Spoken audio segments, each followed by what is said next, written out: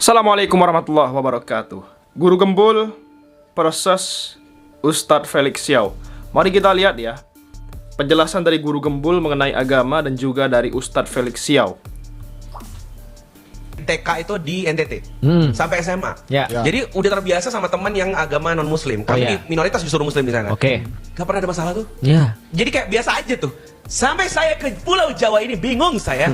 Kenapa serius loh? Aku tuh bingung. Jadi kayak seolah-olah contohnya gini, kita tuh dulu biasa loh kayak nanya agama kamu apa tuh biasa supaya nggak salah maksudnya. Ntar kita kasih makan ada babinya masalah dong. Di sana tuh biasa itu nanya gitu, beneran nggak tersinggung orang tuh. Bahkan kalau kita ke acara orang Kristen misalkan ya, mereka tuh nyediain kakak muslim kakak sebelah sana yang sana makanannya. Jadi harus tahu supaya nggak salah menu gitu loh. Mereka tuh udah nyediain. Serius itu udah biasa. Bahkan sengaja kadang tuh mama-mama yang muslim sengaja masuk ke dapur yang nanti disuruh masak sana untuk yang muslim-muslim gitu. Iya bener lagi. Aku kan tinggal di Bali, Bali kau kan 6 tahun.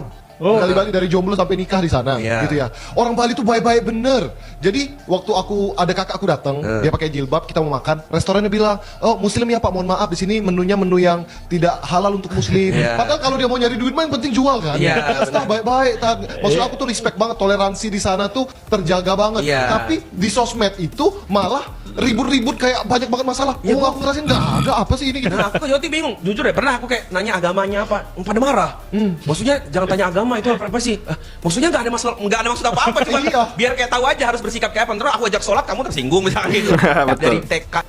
Aku melihat problem selama ini adalah ketika orang tuh justru menjadikan Al-Quran, kitab suci, agama apapun ya, kalau dalam kasus Islam berarti Al-Quran itu dia katakan sebagai kitab sains. Di situ kemudian awal masalahnya. Karena akhirnya dia menjadikan Al-Quran turun derajat. Padahal Al-Quran itu tidak kitab sains gitu maksudnya. Al-Quran kitab apa? Al-Quran ya kitab petunjuk. Kitab suci, petunjuk daripada Allah tentang apa yang boleh, apa yang nggak boleh. Jadi memang tidak tepat untuk memfrontalkan antara agama dan sains. Karena yang menarik, jadi orang bilang gini, sains itu cuma menjawab what and how. Tapi nggak akan pernah bisa menjawab why. Contohnya ada orang bikin kue. Nah, sains itu akan bisa menentukan kue ini adalah buatannya apa, komposisinya apa, dibuatnya berapa lama, caranya seperti apa, dan bisa dieksperimental. Makanya muncul metode eksperimen kan, metode empiris. Bahwasanya kalau dicoba dengan cara tertentu ada ceteris paribusnya maka jadinya akan sama kan gitu kan ya. Nah, maka dia cuma bisa menjawab itu saja. Tapi kalau kita mau nanya, ini kenapa dibuat kuenya? Harus nanya sama yang buat. Kalau dalam konteks agama misalnya seperti apa? Dalam konteks agama ya agama itu adalah petunjuk. Nah, jadi yang menarik tadi, agama itu adalah respons terhadap keadaan, bukan tentang cara mencapai keadaan. Kalau lu miskin, respons lu seperti apa? Kalau lu kaya, respons lu seperti apa? Kalau lu bodoh, respons lu seperti apa? Kalau lu pintar, respons lu seperti apa? Tapi sains tidak pernah membahas respons itu. Karena sains membahas sesuatu yang ada metodenya. Maka contoh ya, kalau kita membahas tentang Tuhan ada atau tidak berdasarkan sains, nggak mungkin. Karena metodenya nggak ada yang menyediakan untuk sampai ke titik itu. Nah, makanya metode untuk mencapai Tuhan bukan metode ilmiah, tapi metode rasional. Itu kan bedanya tuh. Jadi ya menurutku nggak apple to apple sih kalau disandingkan gitu. Aku kalau bukan pada siapa, pada apa?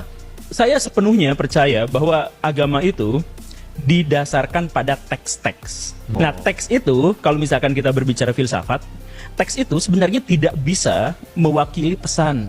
Teks itu nggak bisa mewakili pesan. Tetapi tidak ada cara lain bagi kita untuk bisa memahaminya. Jadi gini misalkan ya, Kang Felix bikin buku. Buku Kang Felix itu dibaca sama orang lain. Itu orang yang baca buku Kang Felix itu tidak mungkin terkacaukan, kan tidak mungkin sesuai dengan pikirannya. Betul. Ada bias. Kang Felix nulis, itu alam pikirannya nggak mungkin bisa di ini sama teks. Nah, orang yang baca teks itu juga nggak sesuai dengan apa yang diinginkan. Kan seperti itu. Nah, termasuk juga kitab suci. Nah, makanya prinsipnya manusia itu sepanjang dia masih menjadi manusia, maka mustahil dia untuk mencapai kesempurnaan. Karena interpretasi itu yang terlalu banyak, biasnya terlalu banyak, dan mustahil ada orang yang bisa bebas dari bias. Ada bisa sempurna. Tapi hanya dalam lagu. Kau begitu sempurna. Kalau bukan pada. Jadi lebih ke obrolan santai ya antara Ustadz Felix Xiao dengan Guru Gembul dan juga dua narasumber lain. Seperti itu kawan-kawan semua.